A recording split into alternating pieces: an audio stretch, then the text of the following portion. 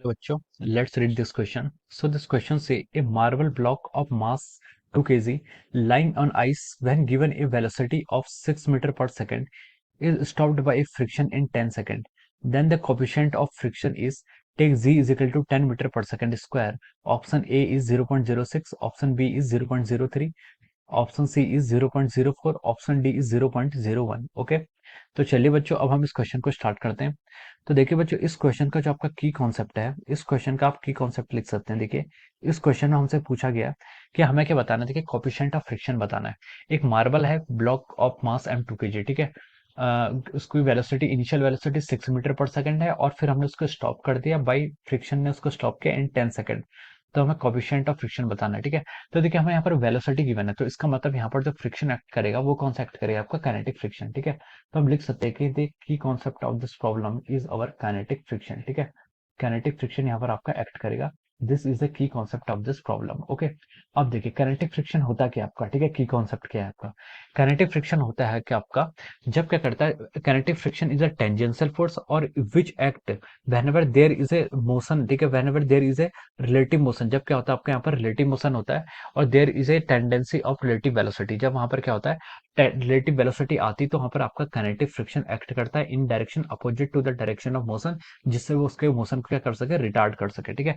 This is our kinetic friction. और एक kinetic friction का जो आपका मैग्नीट्यूड होता है, इसको हम लेते हैं न्यू के टाइम्स एन, ठीक है। न्यू के आपका क्या कोएफिशिएंट काइनेटिक फ्रिक्शन, और एन के आपके यहाँ पर नॉर्मल फोर्स एक्टिंग। ओके, अब देखिए ये आपका कहता है इस क्वेश्चन का की कॉन्सेप्ट था। अब चलिए इस क्वेश्चन को आगे स्टार्ट करते हैं। उसने बोला कि मार्बल ब्लॉक जिसका मास हमें 2 kg क्वेश्चन में गिवन है, ठीक है, 2 kg क्वेश्चन में गिवन है, lying on ice when given a velocity of 6 metre per second, ठीक है। जब हम उसको इनिशियल वेलोसिटी कितनी दे रहे हैं आपकी, 6 मीटर पर सेकंड दे रहे हैं। It stopped by friction in 10 second, ठीक है। स्टॉप हो गया तो मान ली उसकी फाइनल वेलोसिटी आपकी जीरो हो जाएगी।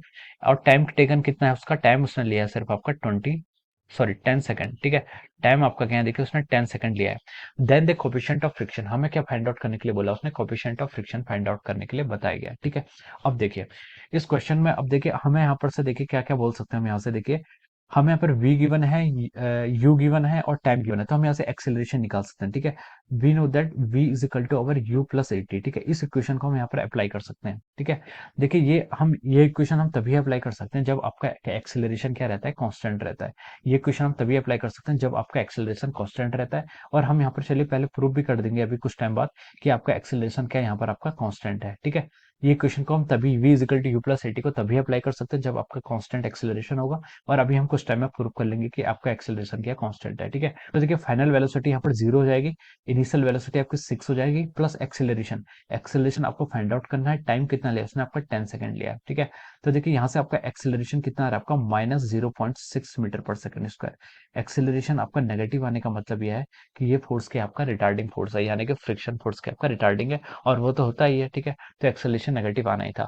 अब हम देखते हैं यहाँ पर आपका काइनेटिक जो आपका रिटार्डिंग फोर्स है, काइनेटिक फ्रिक्शन, वो फोर्स कितना लग रहा है यहाँ पर, ठीक है। अब देखिए इसको हम यहाँ पर कैसे बता सकते हैं। देखिए उसने बोला था कि काइनेटिक फ्रिक्शन उसको लग रहा है, ठीक है। जब क्या होता है, ब्लॉक मान लीजिए आपका मार्बल ब्लॉक है, this is our marble block, surface पर आपका ये मार्बल ब्लॉक है, ठीक है। ये आपका इस डायरेक्शन में मूव कर रहा है with velocity of 6 metre per second, ठीक है। तो इस पर क्या लगेगा आपका फ्रिक्शन, लगेगा काइनेटिक फ्रिक्शन इस डायरेक्शन में, अपोजिट डायरेक्शन में, ठीक है। This will be the direction of our kinetic friction.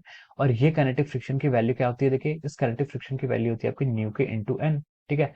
इस पर देखिए एक आपका डाउनवर्ड फोर्स लगेगा जिसको हम mg बोलेंगे, और उसके अपवर्ड क्या लगेगा, एक नॉर्मल लगेगा उसको बैलेंस करने के लिए, ठीक है। तो यहाँ से हम बोल सकते हैं कि फ्रिक्शन को क्या लिख सकते हैं, न्यू, एन को क्या लिख सकते हैं, न्यू इंटू mg, ठीक है। ये आपका क्या हो जाएगा, काइनेटिक फ्रिक्शन की वैल्यू आ जाएगी, ठीक है। और ये फ्रिक्शन आपके किसके इक्वल है, ये फ्रिक्शन आपका रिटार्डिंग फोर्स, यानी कि आपका एफ के दोनों इक्वल ही है, ठीक है। इसको हम यहाँ से mg लिख सकते हैं। और हम लिख सकते हैं, देखिए जो उसका एक्सेलरेशन होगा फोर्स को हम m a is equal to क्या लिख सकते हैं, न्यू टाइम्स एम जी लिख सकते हैं। एक्स एम से आप एम कैंसिल कर लीजिए, एक्सेलरेशन क्या आ गया आपके यहाँ से, न्यू जी आ गया, ठीक है। ये आपका नेगेटिव में आएगा क्योंकि आपका जो ये क्या कर रहा है, मोशन को रिटार्ड कर रहा है, ठीक है। तो हम इसको नेगेटिव ले सकते हैं। नेगेटिव क्या है, इसकी डायरेक्शन नेगेटिव है, ठीक है। अब देखिए अगर मैं डायरेक्शन पार्ट को डिनोट करूँ तो इसका नेगेटिव हो जाएगा, ठीक है। अब देखिए ये एक्सेलरेशन आपका न्यू पर डिपेंड करता है, न्यू कांस्टेंट है और जी भी कांस्टेंट है, ठीक है। तो उसका मतलब आपका एक्सेलरेशन कांस्टेंट है, इसलिए हमने v is equal to u plus a t का यहाँ पर यूज किया है, ठीक है। अब देखिए हमारा मैग्नीट्यूड क्या आएगा, देखिए मॉड ऑफ ए, मतलब यानी कि एक्सेलरेशन का मैग्नीट्यूड आपका न्यू जे के इक्वल आ जाएगा। तो हम लिख सकते हैं, देखिए यहाँ से आपका 0.6 is equal to nu into g. G की वैल्यू कितनी हुई है आपकी 10, ठीक है, क्वेश्चन में गिवन है। तो हम देखिए न्यू को क्या लिख सकते हैं, यहाँ से 0.6 डिवाइड बाई 10 आपका 0.06 हो जाएगा, ठीक है। This will be the value of our kinetic friction, ठीक है। ये आपकी आ जाएगी, this is the coefficient, sorry this is the coefficient of friction, ठीक है।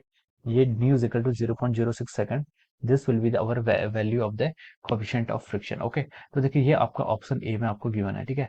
So we can write down that option A is the correct answer. We can write down option A is correct. Option A क्या हो जाएगा आपका, इसके corresponding आपका option A क्या हो जाएगा, right answer हो जाएगा, okay. So option A will be the right answer of this question. So I hope you all understood this concept. All the best and thank you so much.